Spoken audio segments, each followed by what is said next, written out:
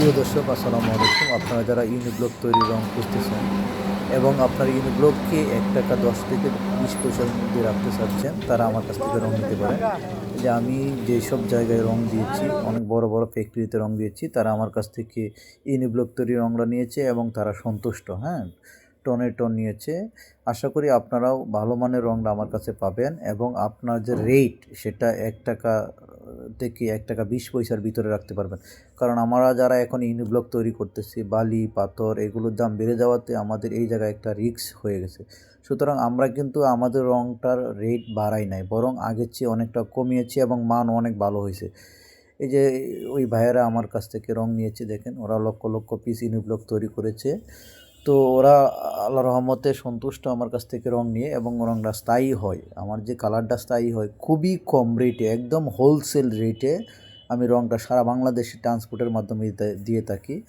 আপনারা যারা ইউনিব্লক তৈরি করার জন্য রং খুঁজতেছেন, তারা আমার সাথে যোগাযোগ করতে পারেন।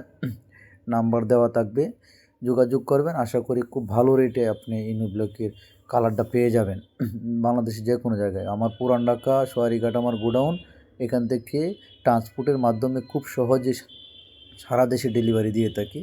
আপনারা অবশ্যই যোগাযোগ করবেন। আর যারা রেশিও নিয়ে ঝামেলায় থাকেন যে কালার আসতেছে না, কালারের সমস্যা, তারা আমার সাথে যোগাযোগ করবেন। ইনশাল্লাহ আমি সেরকম একটা রেশিও আপনাকে দিতে পারবো যে ৩,০০০ PSI এর মাল কেমনে বানাতে হবে, ৫,০০০ PSI এর মাল কেমনেতে বানাতে হবে, সেই বিষয়ে আপনাদেরকে পরামর্শ দিতে পারবো। কারণ দীর্ঘদিন যাবৎ আমি এই সেক্টরটা নিয়ে আসি, রং, কেমিক্যাল বা অন্যান্য যে মেটেরিয়ালসগুলো এগুলো দিয়ে থাকি।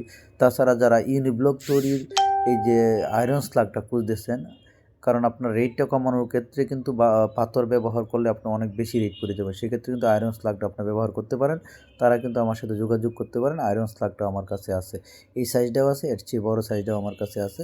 অবশ্যই ভালো পরামর্শের জন্য যোগাযোগ করবেন।